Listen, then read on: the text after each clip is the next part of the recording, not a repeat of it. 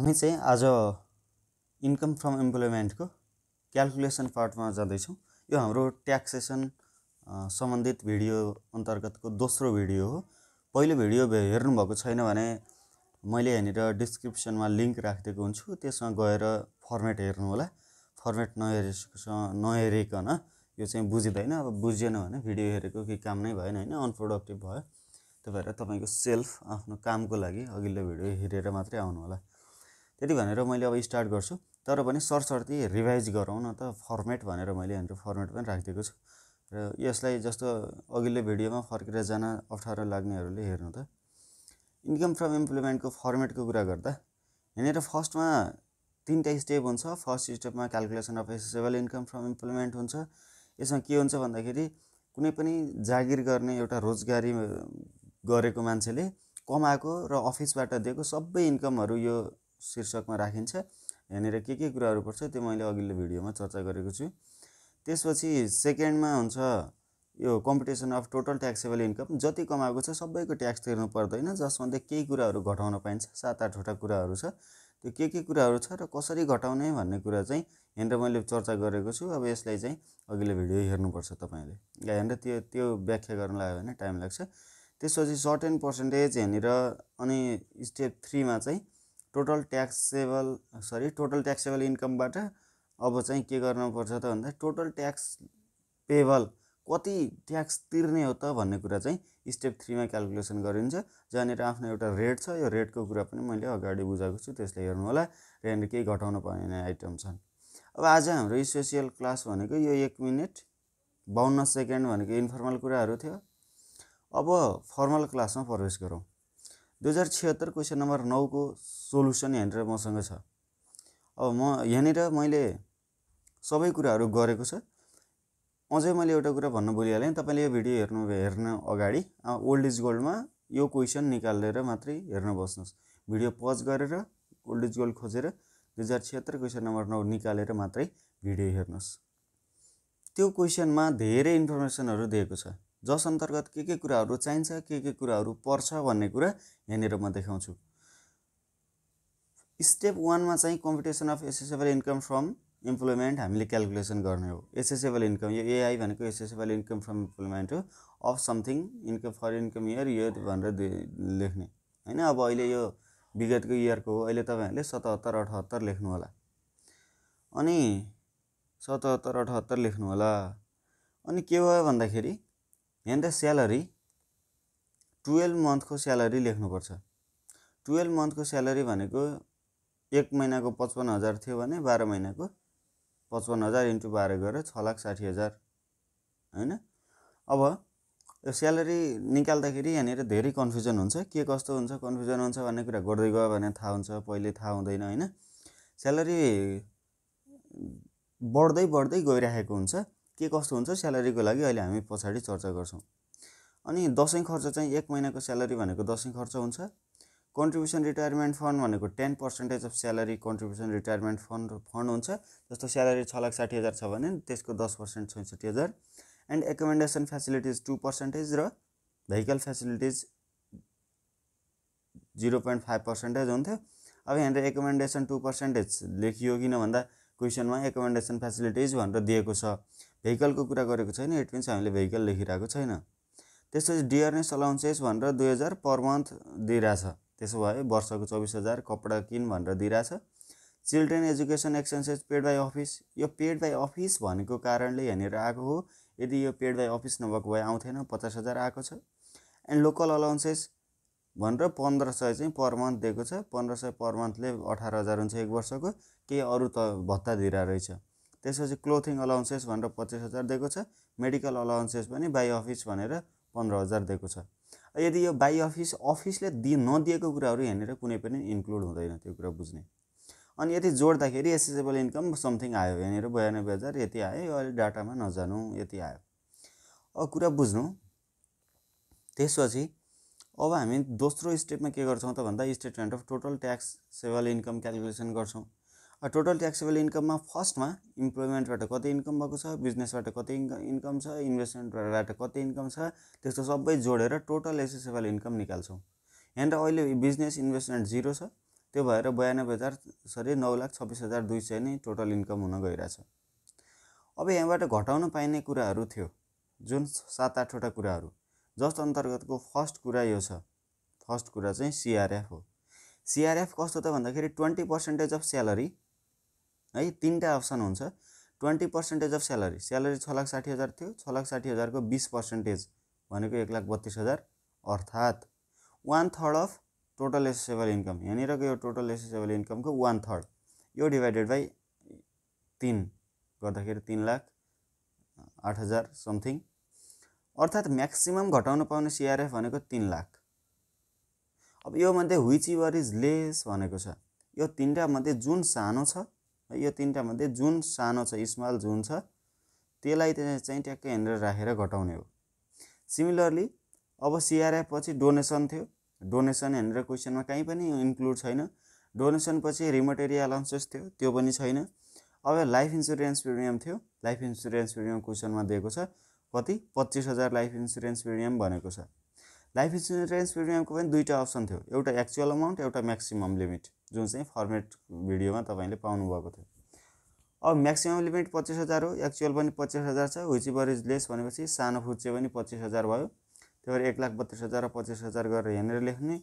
अनि अरू केही पनि छैन, यहाँबाट हेल्थ इन्सुरेन्स पनि छैन, अरू केही अन्य कुराहरू पनि छैन। त्यो भएर अब योबाट यिनी 2टा कुराहरू घटाएर तपाईँले टोटल यो चाहिँ के निकाल्न सक्नुहुन्छ त भन्दा टोटल ट्याक्सेबल इन्कम निकाल्न सक्नुहुन्छ। अब यहाँनिर यो देखिरहेको छ नि टोटल ट्याक्सेबल इन्कम भनेर 7,69,200। अनि यो अघि माथि आएको थियो नि यो स्यालेरी, यो स्यालेरी 6,60,000 आयो, जहाँनिर 55,000 पर मन्थ भनेर आयो। क्वेसनमा डाइरेक्ट 55,000 पर मन्थ थिएन, कहाँबाट आयो भन्ने तपाईँहरूले लागिरहेको छ भने त्यो कुरालाई हामी यहाँनिर हेर्छौँ। एकदम बुझ्नुपर्ने कुरा छ है यो।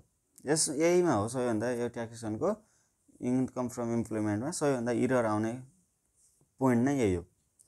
करेन्ट स्यालेरी कति हुन्छ भन्ने कुरा थाहा हुँदैन। हेर्नु है, अब एपोइन्टमेन्ट डेट भनेको छ 1 जेठ 2065।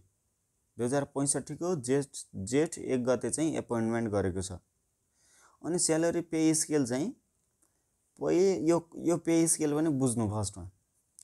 पहिला जागिर खाने बेला 40,000 रहेछ तलब, त्यसपछि 1 वर्ष जागिर खाइसकेको 1 वर्षपछि 1,000 ले बढ्ने रहेछ। जागिर खाएको मितिले 1 वर्ष पुग्यो भने 1,000 ले बढ्ने, 1,000 ले 45,000 सम्म बढ्दै जाने। अनि जब 45,000 पुग्छ त्यसपछि फेरि 2,000 ले बढ्ने। कतिसम्म 2,000 ले बढ्ने त 55,000 हुने बेलासम्म 2,000 ले बढ्ने है। पहिला 40,000 हुने, त्यसपछि 1,000 ले बढ्दै 45,000 सम्म पुग्ने, अनि 45,000 पुगिसक्यो भने फेरि 1 वर्षपछि 2,000 ले बढ्ने, अनि 2,000 ले बढ्दै 55,000 सम्म पुग्ने, यस्तो रहेछ। अनि जागिर खाएको छ जेठको 1 गते है, जागिर खाएको छ जेठको 1 गते। इन्कम इयर भनेको असारको इन्डमा इन्कम इयर भ्याइन्छ है, असार इन्डमा इन्कम इयर भ्याइन्छ। अब त्यसो हो भने एउटा इन्कम इयर जस्तो यहाँनिर हेर्नु है, यो 2064-65 छ नि, यो 2064-65 भनेको कस्तो हो भन्दा 2064 श्रावण 1 गतेदेखि 2065 असार 29 गतेसम्मको अवधिलाई 64-65 इयर भनिन्छ। जस्तो अहिले 2077-78 भन्ने बेला ल हेर्नु है, अहिले 2078-79 अहिले इन्कम इयर चलिरहेछ।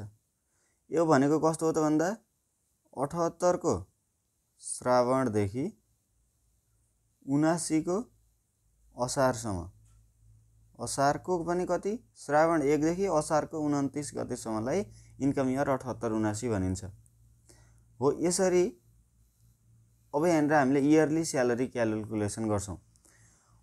65 जेठको 1 गते जागिर खाएछ, त्यसो भए इन्कम इयर 65 जेठ भनेको त इन्कम इयर 64-65 मा पर्यो नि। मैले अघि जसरी भनेको थिएँ त्यसरी हेर्दाखेरि बुझ्नु भएन भने फेरि अगाडि गएर हेर्नु है। अनि 64-65 भयो भने यही जनाउनमा कन्फ्युजन हुन्छ।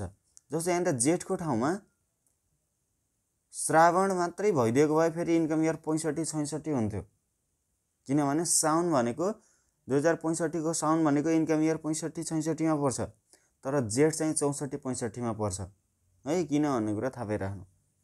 अनि अब 2064-65 मा यसको स्यालेरी कति हुने भयो त? 64-65 मा त जेठ महिनामा 1 महिना जागिर तलब खाने भयो, असारको महिनामा 1 महिना खाने भयो र 2 महिना जागिरको तलब पाउने भयो। त्यसपछि रिमेनिङ त पाउने भएन हैन। रिमेनिङ भनेको त अर्को इन्कम इयरमा जाने भयो, 65-66 मा जान्छ। उसो भए 40,000 को दरले सुरुमा जागिर खाँदा 40,000 स्यालेरी थियो, 40,000 ले कति समय खान पाउने भयो त यो इन्कम इयरमा? 2 महिना मात्रै।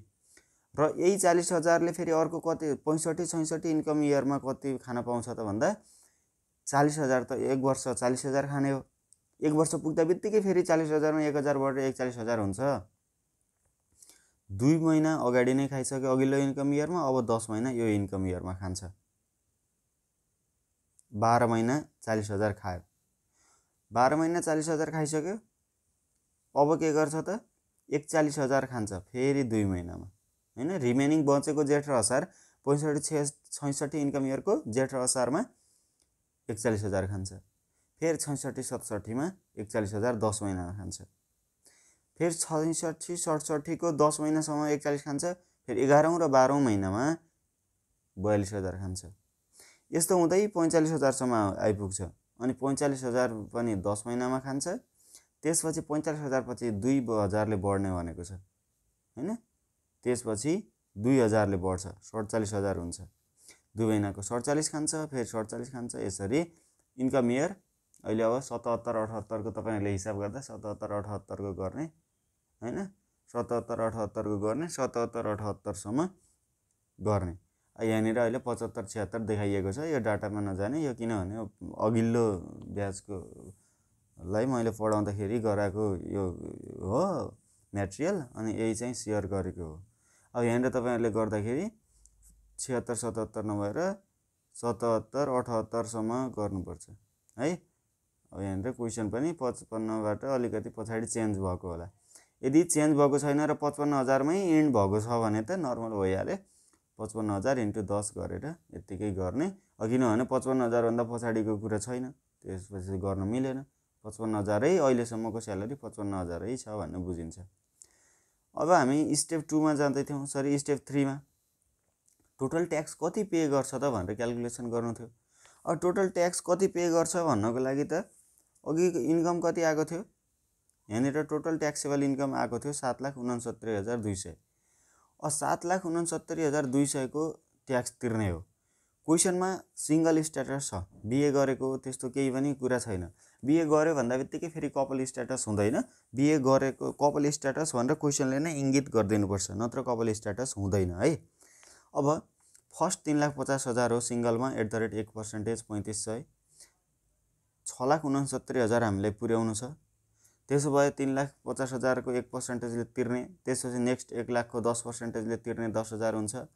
त्यसपछि 2,00,000 को तिर्ने 40,000 हुन्छ 20% ले गर्दा। अब यहाँनिर अहिलेसम्म 3,50,000, 4,50,000, 6,50,000 भइसकेको छ। 7,19,200 हो कि कति हो हैन? 7,69,200 हो। अब 6,50,000 भइसक्यो। त्यसो भए अब 7,69,200 मा कति पुगेको छैन त? 1,19,200 चाहिँ यहाँनिर बचेको छ। यसको चाहिँ 30% ट्याक्स रेट हैन। यदि यो चाहिँ यहाँनिर 13,50 सम्म हुन्थ्यो, 13,50 सम्मको 13,50 लाख सम्मको लाई 30% थियो। त्यसपछि चाहिँ के हुन्थ्यो त भन्दाखेरि 36% हुन्थ्यो। त्योभन्दा पनि बढी भयो भने, त्योभन्दा बढी इन्कम भयो भने 36% ट्याक्स तिर्नु पर्थ्यो। अब अहिले त्यति छैन। अनि यो फर्स्ट नेक्स्ट नेक्स्ट नेक्स्ट गर्ने, लास्टमा ब्यालेन्स लेख्ने। फर्मेटमा त ब्यालेन्समा फेरि 36% थियो भनेर कन्ठ नगर्ने। ब्यालेन्स भनेको अन्तिम भ्यालुलाई ब्यालेन्स भनिन्छ है, त्यसरी याद गर्ने। त्यसपछि यहाँनिर यति कुराहरू आयो। यो भनेको टोटल ट्याक्स ल्याबिलिटिज थियो। अनि मेडिकल ट्याक्सको कुरा गरेको छ क्वेसनमा। यहाँनिर हामीले घटाउन पाउने भनेको वुमेन रिबेट, मेडिकल ट्याक्स हैन, यस्तो कुराहरू घटाउन पाइन्छ। Foreign tax credit, advance tax हैन, यस्तो घटाउन पाइन्छ। अब त्यसो भए मेडिकल ट्याक्स क्रेडिट भनेको 15% of medical expenses. 15,000 medical expenses क्वेसनमा दिइरहेछ, जसको 15% 2,250 अर्थात् म्याक्सिमम लिमिट भनेको कति त 750 व्हिच एभर इज लेस गर्ने भनेपछि मेडिकल ट्याक्स क्रेडिट भनेर 750 घटाउनु पाइयो। अब आयो 88,510 है। यो चाहिँ अघिल्लो इयरको एन्सर हो। यहाँ ट्याक्सेसनमा इयर वाइज एन्सर फरक हुन्छ। यसरी गर्ने तपाईँले मेथड जानिराख्नु। अनि 88,510 के भयो त भन्दाखेरि यसको तिर्नुपर्ने ट्याक्स चाहिँ 88,510 भयो। यसरी चाहिँ तपाईँले क्यालकुलेसन गर्न सक्नुहुन्थ्यो। अब यहाँनिर टोटल एसेसेबल इन्कममा एसेसेबल इन्कम फ्रम इम्प्लोइमेन्ट बाहेक बिजनेस र इन्भेस्टमेन्ट अर्थात् प्रोफेसनमा लगानी इन्कम हुँदा वुमेन रिबेट नपाउने भनेको छ। यो मैले तपाईँलाई हिजो फर्मेट क्लासमा पनि भनेको थिएँ। वुमेन रिबेट पाउने भनेको महिलाको जागिर मात्र गर्छिन्, बिजनेस इन्भेस्टमेन्ट केही गर्न सक्दिनन् हैन। अब यिनीलाई चाहिँ अलिकति छुट दिउँ भनेर वुमेन रिबेटमा ट्याक्समा रिडक्सन गरेर छुट दिएको हो। अब वुमेनले आफै बिजनेस गरिरहेछन्, इन्भेस्टमेन्ट गर्छन्, अरू कुनै पेसा गर्छन्, त्यसपछि त्यहाँबाट पैसा कमाउँछन् भने उनलाई वुमेन रिबेट दिनु आवश्यक छैन है। यस्तो कुरा बुझ्ने। अब यहाँनिर तपाईँहरूले कस्तो बोरिङ लागिरह होला हैन, यो के हो ट्याक्सेसनको हिसाबहरू बुझिँदैन हैन, यस्तो लागिरह होला। अब हेर्नु त, अब चाहिँ 2075 क्वेसन नम्बर 9 हेर्नु, त्यसपछि यो क्वेसन गरौँ। यो क्वेसन गरिसकेपछि भने ठिक लाग्यो भने अनि नेक्स्ट पार्टमा अरू क्वेसनहरू गरेर ल्याउँला। नत्र इन्कम फ्रम इम्प्लोइमेन्टमा यही दुईटा क्वेसन हेऱ्यो भने भइहाल्छ। 2075 क्वेसन नम्बर 9 यसमा के भनेको छ भन्दा ल मैले क्वेसन पढेँ फर्स्टमा। Mister Kamala appointed an officer of Nepal government as on 1 फागुन 2068। फागुन 2068 मा जागिर खाइछन् अफिसरमा हैन। त्यसपछि पे स्केल चाहिँ यस्तो रहेछ, 30,000 पहिला 30,000 रहेछ तलब, अनि 1500 को दरले बढ्दै जाने 36,000 हुने बेलासम्म, त्यसपछि फेरि 2000 को दरले बढ्दै जाने 56,000 हुने बेलासम्म है। यस्तो रहेछ उनको पे स्केल। अब त्यसपछि his office is situated at remote area class D भनेको छ। रिमोट एरियामा क्लास डी को रिमोट एरियामा रहेछ पर्दो रहेछ उनको अफिस। अनि बिसाइड स्यालेरी तलतिरको इन्कमहरू छ भन्यो। अब हेर्नु, फागुन 68 मा जागिर खाइन्। फागुन 68 मा जागिर खाइन् भनेपछि यिनले के गर्ने भएन त भन्दा 2068-69 इन्कम इयरकै तलब खाने भइन्। यदि यही कुरा जेठ 68 मा जागिर खाएको भए 2067-68 इन्कम इयरबाट सुरु हुन्थ्यो, तर फागुनबाट खाइन्, त्यो भएर 68-69 बाट सुरु भयो। यो किन भन्ने कुरा म अहिले पछाडि लास्टतिर गरौँला। त्यसपछि फागुन यो 2068-69 इन्कम इयरमा कति महिना बाँकी रह्यो त? फागुन 1 गते जागिर खाइन् भने फागुन महिना 1 महिना, चैत्र अर्को, वैशाख अर्को, ज्येष्ठ अर्को, असार अर्को गरेर 5 महिना बाँकी रह्यो त्यो इन्कम इयरको। त्यसो भए यो 30,000 यो इन्कम इयरमा 5 महिना 30,000 को दरले खान पाइन्। त्यसपछि यही 30,000 त फेरि 1 वर्ष खानु छ। 1 वर्ष खानको लागि 7 महिना अर्को पनि खानु पर्यो, जुन चाहिँ नेक्स्ट इन्कम इयरमा खाइन्छ। त्यसपछि साउन भदौ असोज हुँदै 7 महिना यो 30,000 ले खान्छन् है। त्यसपछि बढ्ने भनेको छ 1500 को दरले। अब 1500 को दरले भयो भने कति हुने भयो त? 31,500 हुने भयो। 30,000 मा 1500 ले बढ्दा अनि 5 महिनाको स्यालेरी 31,500 ले खाने भएन। अब यति कुरा बुझेपछि यो भन्दा तलतिर त अब ठ्याक्क 1500 बढाउने 700, फेरि 1500 बढाउने 33,000, त्यसपछि 33,000 मा फेरि 1500 बढाउने 33,000 लाई 1 वर्ष पुर्याउने 7 5 12 गरेर अनि फेरि 1500 बढाउने 34,500 भयो। फेरि 34,500 लाई यता पनि अर्कोमा ल्याउने र 1 वर्षको गराउने अनि फेरि 36,000 भयो। अनि 36,000 पछि सिधै 2,000 ले बढ्ने भनिरहेको छ नि 36,000 पछि। त्यो भएर 36,000 पछि 38,000 भयो 7 महिनाको हैन। 38,000 यहाँनिर 5 महिनाको भयो, फेरि 38,000 7 महिनाको भयो। यसरी चाहिँ गर्दै जाने 75-76 सम्म। अब तपाईहरुले गर्दा 76-77 को पनि गर्ने। अनि 76-77 को स्यालेरी जति आउँछ त्यसलाई चाहिँ यहाँनिर यो स्यालेरी 12 मन्थ भनेर यो स्यालेरीमा ल्याएर राख्ने। जस्तो अहिले अघि यहाँनिर स्यालेरी यस्तो आएको थियो नि, यो स्यालेरी आएको थियो हेर्नु 4,90,000 75-76 को भनेको यो 40,000 × 7 र 42,000 × 5 गर्दा आएको हैन। यो अब यहाँनिर तपाईहरुले 76-77 गर्दा जति आउँछ त्यो राख्ने अहिलेको इयरमा क्याल्कुलेसन गर्दा। अनि अर्को कुरा, दशैं असौजमा हुन्छ भन्ने थाहा पाउने है। असौजमा दशैं हुन्छ भन्ने थाहा पाउने। अनि असौजमा दशैं हुन्छ भनिसकेपछि दसैँ स्यालेरी कति दिने त भन्ने कुरा त्यही असोजको स्यालेरी जति छ त्यति दसैँ स्यालेरी पाइन्छ। अब हेर्नु हेन्द्रको यो 5 महिना छ नि, यो 5 महिना भनेको फागुनदेखि पछाडिको 5 महिना हो। फागुन चैत वैशाख जेठ असार हो। अनि यो 7 महिना भनेको साउन भदौ असोज कार्तिक मङ्सिर पुष माघ हो हैन। त्यसो भए यो 7 महिनातिरको स्यालेरी भनेको असोजको स्यालेरी रहेछ। त्यो दसैँमा पाउने तलब भनेको यही 40,000 रहेछ। त्यो कुरा पनि बुझ्ने। अब हेर्नु यहाँनिर देख्न सक्नुहुन्छ। अब क्वेसनमा भन्दा पहिला यहाँ लेखिहालौँ। 12 महिनाको स्यालेरी यहाँनिर लेखिहाल्यो। दसैँ खर्च 1 महिनाको स्यालेरी असोजको 40,000 भयो। कन्ट्रिब्युसन रिटायरमेन्ट फन्ड 10% हो 4,90,000 को 10% भयो। त्यसपछि अब क्वेसनमा हेर्नु त अनि यहीसँगै एकोमेन्डेसन र भेहिकल लेखिहाल्नु होला, पछि कन्फ्युजन हुँदैन। क्वेसनमा कहीँ कतै एकोमेन्डेसन छ कि छैन भनेर हेर्ने हैन। क्वेसनमा ही वाज प्रोभाइडेड एकोमेन्डेसन फ्यासिलिटिज भनेर दिएको छ एन्ड भेहिकल फ्यासिलिटिज पनि भनेको छ। एकोमेन्डेसन 2% of salary, vehicle 0.5% of salary गर्दा यहाँनिर आयो। यति कुराहरू लेख्ने। त्यसपछि डियरनेस अनि क्वेसनमा हेर्नु डियरनेस अलाउन्सेस 2000 पर मन्थ भनेको छ। 2000 पर मन्थ भनेको 24,000 भयो इयरली हैन, एनुअली। अनि एजुकेसन अलाउन्सेस भनेको छ 40,000 एजुकेसन अलाउन्सेस। क्लोथिङ अलाउन्सेस त्यसपछि हेज प्रोभाइडेड त्यो भयो। क्लोथिङ अलाउन्सेस 1000 पर मन्थ भनेको छ। 1000 × 2 गर्दा 12,000 भयो। त्यसपछि एलआइपी पेड गरेको छ। के भनेको छ ल हेर्नु है। LIP paid by office 25,000 of which 10,000 for his wife भन्यो। 25,000 लाइफ इन्सुरेन्स प्रिमियम चाहिँ अफिसले दिएको छ है। भनेपछि अफिसबाट आएको जति सबै इन्कम हुन्छ 25,000 लेखिहाल्ने। तर यहाँनिर एउटा कुरा छ, जसमध्ये 10,000 चाहिँ आफ्नो श्रीमतीलाई खर्च भएको छ। अब यो श्रीमतीलाई खर्चको कुरा कहाँ आउँछ अहिले म भन्छु। त्यसपछि मेडिकल रेमरुस बाई अफिस भने मेडिकलको पैसा पनि अफिसले तिर्दियो 6,000। अब यो 6,000 पनि आयो है। यसै गरी अगाडि जाउँ। रिमोट एरिया अलाउन्सेस भनेर 3,000 पर मन्थ दिएको छ। 12 3 36 गरेर 36,000 रिमोट एरिया अलाउन्सेस पनि आयो है।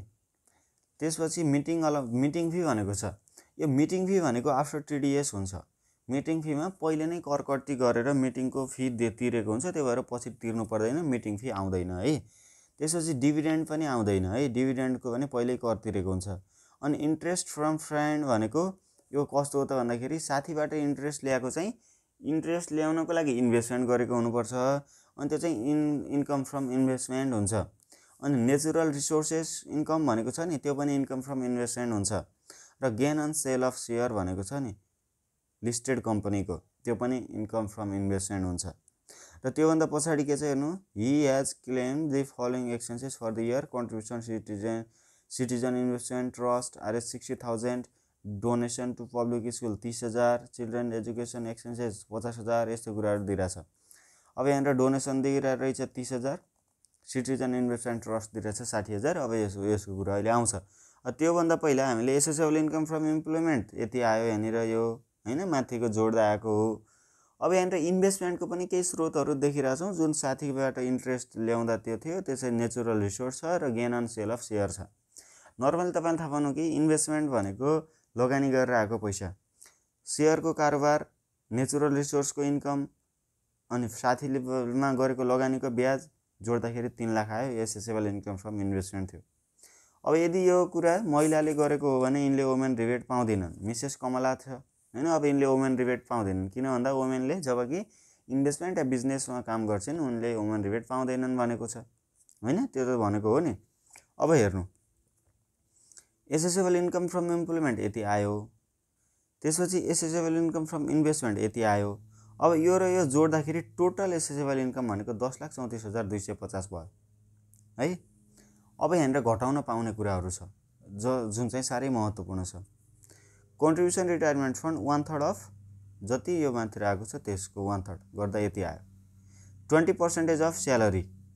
त्यसपछि यहाँनिर सिआइटीको कुरा थियो, सरी सिआरएफको कुरा थियो नि। सिआरएफमा के हुन्थ्यो त 20% अफ स्यालेरी प्लस सिआइटी हुन्थ्यो। 20% अफ 4,90,000 स्यालेरी हो, जसको 20% प्लस सिआइटी भनेको सिटिजन इन्भेस्टमेन्ट ट्रस्ट जुन क्वेसनमा दिएको छ 60,000। यो गर्दा 1,58,000 आयो। यसलाई फेरि अगाडि 10-20 सेकेन्ड स्किप गरेर फेरि सुन्नु है। अनि म्याक्सिमम लिमिट भनेको 3 लाख हो। कसको लागि? सिआरएफको लागि। अब यहाँनिर सबभन्दा विचेभर इज लेस गर्दा 1,58,000 सानो थियो, त्यही आयो। अब यसमा यो घटाइहाल्ने फर्स्टमै, किन भन्दा डोनेसनमा यो घटाएको अमाउन्ट चाहिन्छ, त्यही भएर यो घटाइहाल्ने फर्स्टमा। त्यसपछि डोनेसन पनि दिएको छ पब्लिक स्कुललाई।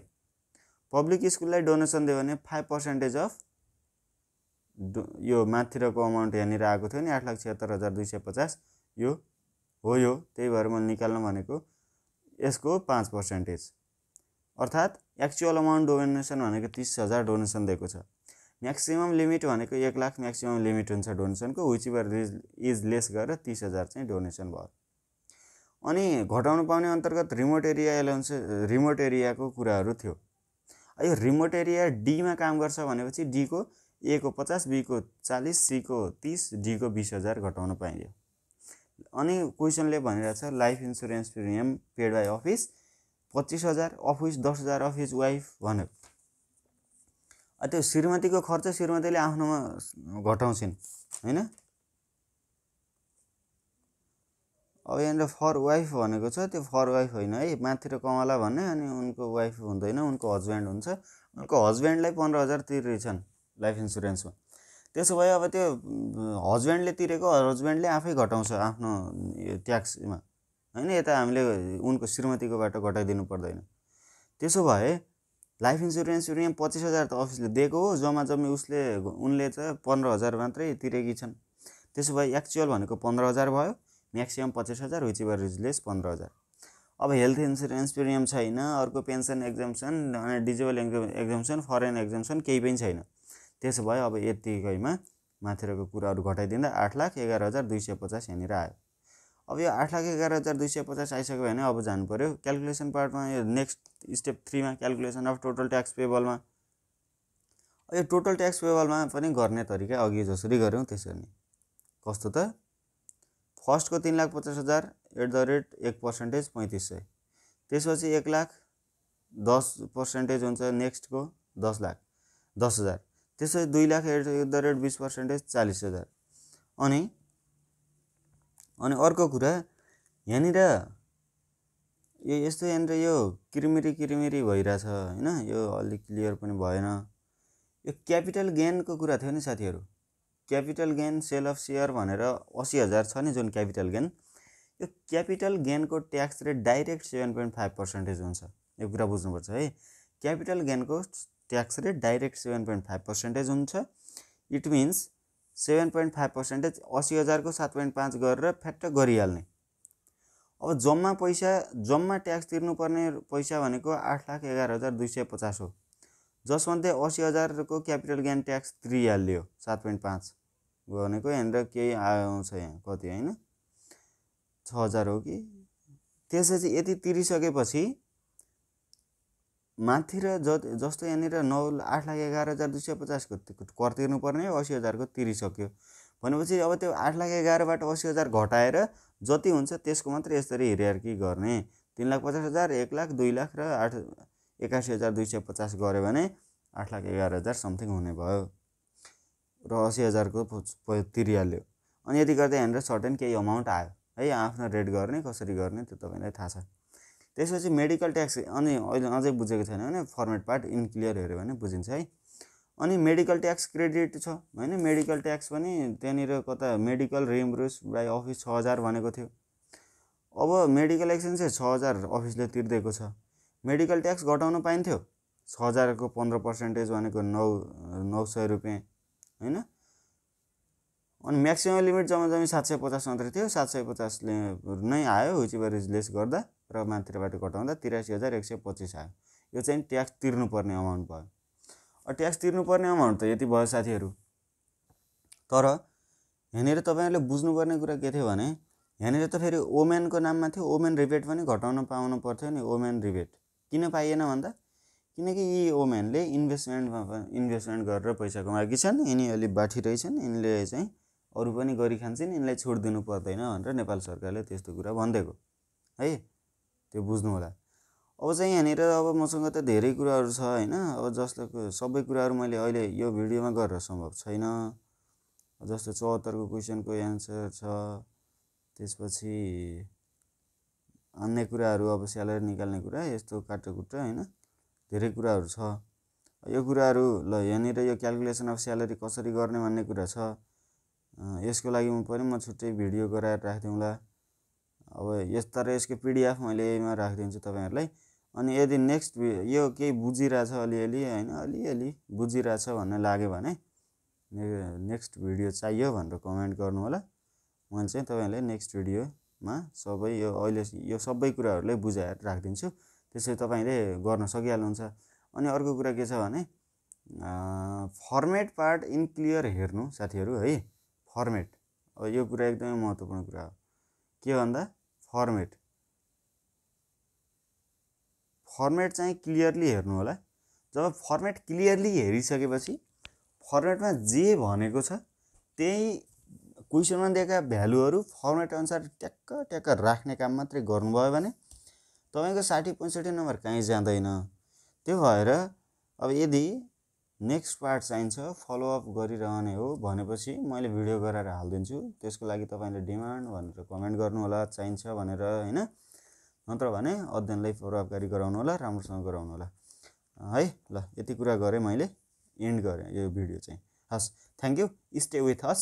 सेयर गर्नुहोस् साथीहरूसँग, कस्तो लागिरहेछ भन्ने कुरा तपाईँहरूले जानकारीको लागि कमेन्ट गर्न सक्नुहुन्छ। त्यसैले हामीले यदि तपाईँहरूले चाहेको खण्डमा सबै सिरिजहरू भनेर ट्याक्सेसनको होल प्याकेज सबै लास्टसम्मकै भिडियोहरू हाल्नेछौँ। हस्, थ्याङ्क यू।